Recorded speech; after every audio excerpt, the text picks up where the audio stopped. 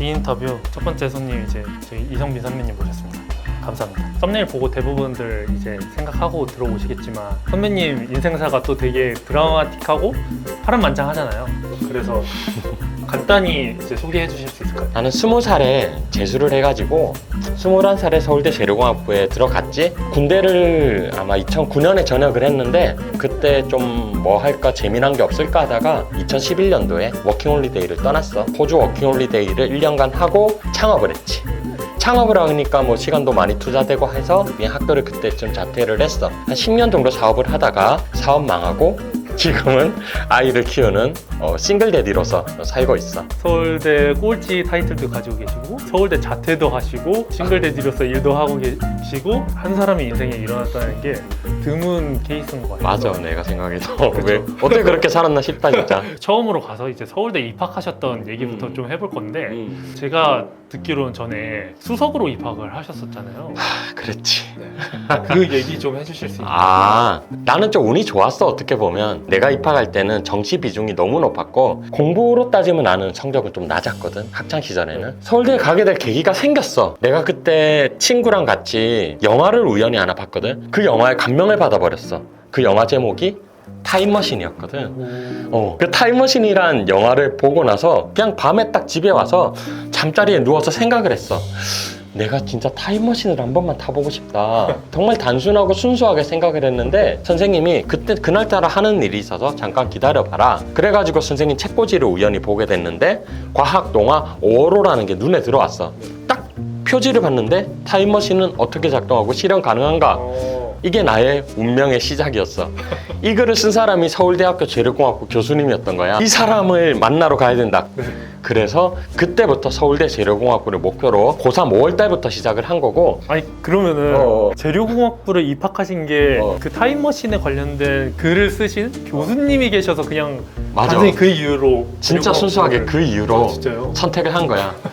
뭘 하면 그냥 1번에서 바로 2번으로 연결되는 스타일이라서 그래서 단순하게 서울대 재료공학부에 가서 타임머신을 연구하자 이렇게 된 거지. 그때는 타임머신에 대한 목표가 생겼는데 어떻게 내가 그 공부를 못하던 애가 한 번에 서울대를 가겠어. 5월에 시작했는데 그래서 첫 수능은 욕심 없었어. 그때 이제 붙었던 데가 부산대학교를 붙었고 그냥 목표가 뚜렷해서 그랬어. 5월부터 시작해서 고3 때 부산대 가신 것도 대단한데. 그치. 재수에 들어가고 나서 성적이 진짜 요렇게 올랐어. 서울대 의대가 334점 이상이면 그게 커트라인이었어. 그래서 내가 딱 334점이었거든. 그런데 재료공학부를 가셨네요. 나는 타임머신만 만들면 된다. 그래서 그냥 그렇게 간 건데 지금 생각해봐도 솔직히 얘기해서 왜 저렇게 살았지 싶은 순간들이 있어. 물론 후회는 안 하는데 저렇게 단순하게 생각했어야 되나? 조금 더 깊게 생각해서 서울대 재료공학부에 들어갔으면 어땠을까?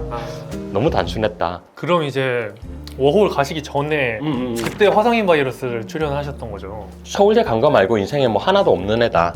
그리고 뭐 불쌍하다. 지금 저 사람 나이 봐라. 이제 뭘 할 수 있겠냐. 저 사람 인생 망했다. 이런 내용들이 주류 내용이었지. 저는 사실 잠깐 뭐 워홀 얘기하기 전에 지금도 뭐 유튜브나 이런 데 출연하시면은 왜 이제 주변의 반응들이 여전히 좀 많이 선배님에 대해서 좀 시선이 많이 다르잖아요. 그런 거에 대해서는 어떻게 생각하세요? 그때는 어떠셨고 뭐 지금은 조금 생각이 바뀌셨는지 이런 것도 궁금하거든요. 사실 내 성격상 개의치는 않거든. 그거에 신경 쓸 사람도 아니고 단지 그냥 그런 악플이 왜 달리는지도 아니까. 어떻게 보면 사람들이 가지고 있는 그러니까 관념을 내가 자꾸 부수고 있는 행동을 하는 거잖아. 그분들이 맞다고 생각하고 살아온 길들을 내가 자꾸 파격을 시도하고 있는 거고. 근데 오늘 아침에 본 거거든. 어떤 외국인이 자기 SNS 계정에 글을 썼는데 한국에서 19년인가 살고 느낀 점을 썼는데 한국에 살다 보니까 다 나이가 정해져 있대. 20살 되면 뭐 해야 되고 30살 되면 뭐 해야 되고 40살에 뭐 해야 되고 뭔가 중간에 안 한 게 있으면 인생을 뭔가 좀 퇴보하고 있는 것처럼 사람들이 쳐다보고 그리고 자기가 40살이 넘었는데 40살이 넘어서 뭘 배우려고 자격증을 따려고 학원을 갔더니 이 나이 돼서 왜 배우려고 하세요라고 하면서 그럼 그 학원에 등록 안 하고 나왔대. 우리나라 그게 너무 심하다는 거야. 근데 배움의 나이가 어디 있으며 내가 하고 싶은 게 나이가 어딨냐. 그 악플들에 대해서는 신경을 쓰이는 건 사실이지만 저 악플에 다른 사람들이 또 영향을 받지 않았으면 좋겠다는 생각이 있어. 선배님을 오늘 처음 게스트로 부른 큰 이유기도 해요. 사실 저도 좀 고민이 많았던 시기가 있었던 것 같아요. 선배님 말씀하신 것처럼 이제 나이별로 이제 정해둔 뭔가가 있는 커리큘럼 마냥 뭔가 이게 정해져 있는 사회적인 시선이 있잖아요. 저도 그런 것 때문에 좀 이제 늦게 취업을 했을 때도 불안한 마음이 컸던 것 같고, 내가 내 인생인데 뭐 죄를 지은 것도 아니고, 왜 요즘에는 욜로라는 말이 제가 대학생 때는 되게 유행했던 말이거든요. 근데 요즘에는 욜로라는 말을 되게 보는 시선이 좀 부정적이더라고요. 그러니까 그렇게 하고 싶은 것만 하다가 살면은 인생 골로 간다. 저는 그런 시선도 이해를 해요. 물론 그렇게 하고 싶은 것만 하다가 안정적이지 않은 삶을 살 수는 있겠죠. 근데 결국에 개인의 선택이고 그 선택에 책임만 질 수 있으면 된다고 생각을 하거든요. 사회에서 말하는 건 뭐야? 전문직, 넌 잘했다, 칭찬받는 것들이지. 그 외의 것들은 내가 뭔가 많은 돈을 벌었다는 걸 보여주지 않는 한은 욕을 하잖아. 그렇게 갈 때 내가 알아봤다, 너 망했네, 이렇게 돼버리잖아. 어떻게 가다가 잘못돼버리면. 나는 즐겁게 일하면서 내 인생을 살았고, 그리고 경험이라는 자산은 쉽게 버릴 수 없는 자산이거든. 그 외국인이 그래서 하나 더 지적했던 게 있어. 그래, 40살이 돼서 내가 취업에 나왔는데 20년 동안 창업을 하고 사업을 했는데 왜 이 사업의 경험은 되게 가치 없는 걸로 치부를 하지? 라고 이야기를 하더라고. 내가 어쨌든 열심히 살았으면 그 경험들이 나에게 새로운 맞벌이를 갖다 줄 때도 있고, 나는 인생을 즐겁게 사는 게 굉장히 중요하다고 생각하는데, 놀면서 즐거운 게 아니라 일하는 시간도 최대한 즐거울 수 있다고 생각을 해. 내가 좋아하는, 원하는 일을 하면. 호주 가셔서도 한국 사회랑 좀 다르게 많이 더 느끼셨겠네요. 호주 가셔서. 나는 편견 깨는 거를 너무 좋아했던 것 같아. 옛날에는 그거에 좀 집착을 했던 것도 있었고, 그래서 호주에서도 내가 선택했던 직업은 남들이 안 하는 직업, 유모. 유모. 아이들을 돌보고. 네네. 호주에서는 유모라는 직업이 남자들도 많이 하나요? 또 많이 하진 않거든. 물론 한국보다 많이 하지만, 근데 호주에서는 그런 거에 대한 차별이나 편견은 없어. 그래서 실제로 남자 유모가 훨씬 인기가 많다. 아이들은 즐겁게 자라야 된다. 그러려면 남자 유모가 잘 놀아준다. 공놀이도 할 수 있고, 달리기도 할 수 있고, 뛰어놀 수 있고. 그래서 남자 유모는 엄청나게 인기가 좋아, 호주에서. 그래서 어떤 관념을 가지고서 어떤 가치관을 가지느냐에 따라서 그런 것들이 확 달라지는 것 같아. 근데 돌아왔던 거는 이제 개강식이 약간 맞춰서 들어온 게 있었지. 그리고 휴학은 이미 다 썼었어. 휴학 정해진 연하는. 나에게 남은 거는 자퇴밖에 없다. 졸업을 하기 위해서 자퇴를 하겠다. 졸업을 하기 위해서 자퇴를 한다는 게 무슨 말이에요? 다시 돌아갈 수 있으니까. 자퇴를 해도 다시 복학을 할 수가 있어요? 자퇴는 한 번 돌아갈 수 있는 기회를 줘. 아. 그래서 나는 나중에 재입학을 하겠다. 내가 이 3개 학기를 완벽하게 풀로 채워서 들을 수 있을 때 다시 돌아가겠다 생각하고 기약 없이 나갔지. 그래서 자퇴는 30살 2학기인가 그때 했을 거야, 아마.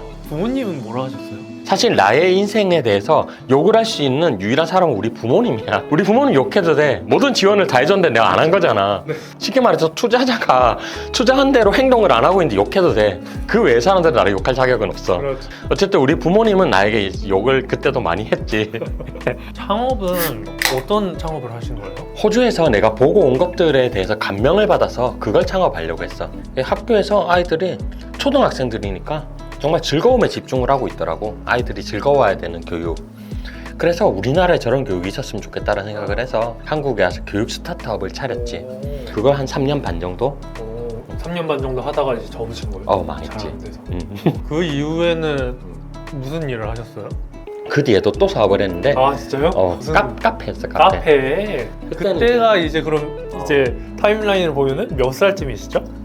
카페는 2017년도거든. 34살이다. 34살. 그러면 혹시 그때는 결혼을 하셨을 때? 결혼하자마자 카페를 했어.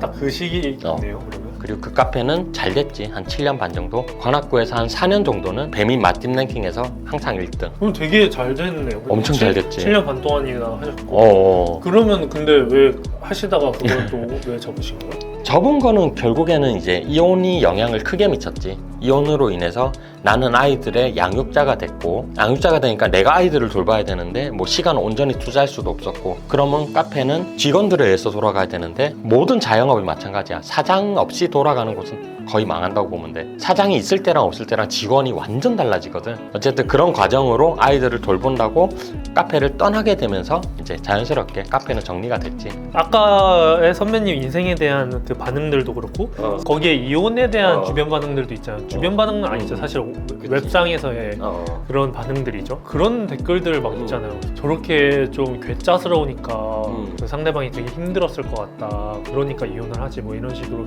얘기를 하잖아요. 얘기를 들어서 알고 있지만 물론 그런 얘기를 자세히 할 수는 없지만 말씀하신 한국 사회에 정해져 있는 그런 시선들? 그런 거랑도 결국엔 좀 연결이 돼 있는 것 같아요. 지금 이제 거의 타임라인이 이제 현재까지 오게 된 것 같은데 지금은 크게 보면 세 가지 일을 하고 있어. 하나는 내가 10몇 년 동안 하고 있는 일인데 지금도 꾸준히 일이 들어오는 거 보면 잘하고 있나 봐. 그게 강연이거든. 아직도 인기가 많은 강사야. 아직까지도 불어주고 잘하고 있는 것 같고, 두 번째는 내가 경기도 안성에 간 이유인데 치과에 취직을 했거든. 학교 선배님이 불러서 치과 일을 하러 간 건 아니고 치과에서 하는 약간 행정과 그 형님이 향후 하고 싶은 일들을 같이 하러 간 거야. 세 번째는 뭐 알다시피 유튜브, 아직 완전 학고 유튜버지만 그래도 열심히 꾸준히 컨텐츠 올리고, 유튜브 들어오기 전에 항상 마음먹은 게 꾸준하면 언젠가 되지 않을까라는 생각을 가지고 들어왔기 때문에. 사실 요즘에는 선배님 같은 경우에는 되게 하고 싶은 게 항상 많이 있었지만 그 하고 싶은 게 뭔지 모르는 분들도 많잖아요. 나는 일단 하고 싶은 걸 찾는 방법에 대해서는 여행이라는 걸 추천을 많이 하는데, 자기를 돌아보고 생각할 시간이 있어야 돼. 여행을 가면 어쩔 수 없이 계속 나를 생각하게 되고 나를 돌아보게 되거든. 그러다 보면 생각이 정리가 되고 하고 싶은 게 요만큼 보일 수가 있어. 그럼 그걸 따라갈 것인가 말 것인가는 이제 다시 일상으로 돌아와서의 문제인데, 이제 그걸 찾고 나면 그 다음 문제는 이걸 할 것인가 말 것인가에 대한 문제가 다가올 건데, 어쨌든 한번 시도해야 된다고 생각을 해. 근데 대부분 겁나잖아, 이렇게 살아온 삶에서 벗어난다는 게. 근데 내가 생각나는 두 명의 사람이 있는데, 내가 대학교 때 진짜 아끼는 후배가 둘이 있었거든. 한 명은 교수님 아들이었어. 아빠의 영향이 굉장히 강했어. 그 아들의 인생에서는. 아들은 그런 인생을 사는 애가 아니거든. 굉장히 노는 거 좋아하고 그랬는데 얘는 삶이 행복하지 않았어. 얘는 이제 나를 과도하게 좋아했어. 왜냐면 내가 사는 삶이 자기가 좀 하고 싶은 삶인가 봐. 그래서 엄청 좋아해서 따라왔고, 한 친구는 내가 처음으로 방송 활동을 했던 거는 아찔한 소개팅이라는 프로그램이었는데, 그 프로그램을 보고 나서 서울대 법대생 한 명이 나에게 컨택을 해왔어. 완벽한 애였어. 아마 그때 내가 주변에 전해 듣기로는 걔가 수능 수석이었어. 7개 국어가 가능하다고 했고 천재였어. 그냥 천재였어. 그 대학교 3학년 때인가 이미 사실 2차까지 합격하고 면접을 앞두고 있었고, 그냥 나랑 뭔가 계속 하고 싶어서 자꾸 찾아오고 같이 놀고 그런 일을 많이 했어. 얘는 자기 일상을 벗어나고 싶었던 거야 사실은. 근데 이 둘이 내가 군대를 갔다 오기 3달 전에 나란히 자살을 했어. 돌아오니까 얘네들이 없더라고. 첫 번째 애는 아빠가 교수에, 어떻게 보면 얘가 인생은 탄탄대로야. 그리고 다른 애는 아예 천재고 사시도 이제 다 합격해가지고 이제 최소 변호사를 이제 앞두고 있는 애였는데, 이런 애들이 인생이 행복하지 않았던 거야. 어쨌든 사람들은 자기가 남들이 아무리 인정하는 인생을 살고 있다고 하더라도 결국에는 자기가 원하지 않는 인생을 살면 계속 속에서 갈등을 하고 뭔가 스스로가 벗어나고 싶어하는 성질은 나는 있을 거라고 생각을 하는 거지. 후배분들 얘기를 하셔서 저도 생각이 난 건데, 최근에 저도 이제 다른 선배님인데 서울대 나오셔서 그분은 이제 의대 정신건강 이제 전공하셨고 이제 뇌인지 지금 연구원으로 계시거든요. 그래서 그분 얘기도 들었었는데 비슷한 얘기를 하셨어요. 청소년들이나 이제 사람들 자살하는 그거에 연구에 관심이 많은데, 그 연구에 관심을 일단 갖게 됐던 계기가 자기 주변의 친구들이, 학교 친구들이 자살을 많이 했었대요. 물론 서울대 분들이 불행하고 다 절대 그런 게 아니지만, 저는 안정적인 삶과 그 자기가 원하는 삶을 사는 건 좀 별개라고 생각하거든요. 동일할 수도 있겠지만 안정적이면서 자기가 좋아할 수도 있고, 근데 완전히 겹치는 부분은 아니라고 생각을 하거든요. 나도 그렇게 생각해. 왜냐면 계속 경쟁하면서 살아왔잖아. 내가 더 높은 곳에 가기 위해서 남을 눌러야 되는 삶을 서울대까지 오면서 만들어 왔고, 서울대에서도 그 사람들끼리 경쟁을 해서 다시 이제 뭐 기업이나 이런 것들을 정해놓기 때문에, 근데 그런 가치관을 생각해 볼 여지가 없이 살았기 때문에 결국에는 그런 것들 때문에 방황을 하게 되고, 이게 맞는 건가 생각을 하게 되고, 안정감은 당연히 따라오겠지. 나라가 세상이 만들어 놓은 기준에서 가장 적합하게 달려온 사람들이니까. 결과적으로는 진짜로 그런 명문대급에서 자살이 꽤 많이 나온다. 서울대 나오는 사람들이면은 일단 사회적으로는 스타트선이 그래도 좀 앞에 있지. 네, 유리하다고 생각하거든요. 응. 좀 더 비교적. 맞아. 다른 선배님들 말씀하신 거 들었는데 하고 싶은 게 없다면은 일단은 그러면 안정적인 길을 찾고 이제 자기가 천천히 자기가 할 수 있는 삶을 찾아봐도 된다. 그래서 그 얘기를 해주셔가지고 저 되게 공감이 많이 됐거든요. 선배님처럼 무조건 이제 도전하는 게 많은 사람들은 여의치 않을 수 있으니까. 그렇지. 안정적인 게 나쁜 건 아니니까 뭐 이런 거를 뭐 취직이나 일단 이런 걸 하고서 천천히 자기가 원하는 삶의 추구미를 찾아보는 것도 맞아. 좋지 않을까 하는 생각이. 그러니까 각자가 다 다른 상황에 있고 누군가는 막 치열하게 돈을 벌어야 되는 사람도 존재를 하고 그냥 어느 순간 선택의 기로에 있을 때 매번 더 나은 선택을 하는 습관을 들여야 될 것 같아. 더 나은 선택이라는 거는 지금 당장 내가 하는 선택을 나는 더 나은 선택이라고 하거든. 다른 시선 다 배제하고 내 순수한 마음, 더 나은 선택을 하는 연습을 지속적으로 해야 되는 것 같아. 한 번이 아니라 앞으로 수없이 많이 선택을 할 거잖아. 서울대 가는 정답 고르듯이 그 답을 고르지 말고 다른 정답을 찾는 연습을 했으면 좋겠어. 첫 번째 게스트로 이제 선배님 초청한 이유가 좀 다양하게 사는 삶도 있다라는 거를 보여주고 싶어서 이제 선배님을 첫 번째로 초대했고요. 좋은 얘기 또 많이 해주셔가지고 너무 감사드립니다. 이런 얘기를 나 혼자 해봐야 아무도 안 보는데 이렇게 또 풀어놓으니까 나도 너무 좋다. 아니다. 또 이거 많이 봐주시면 좋겠는데.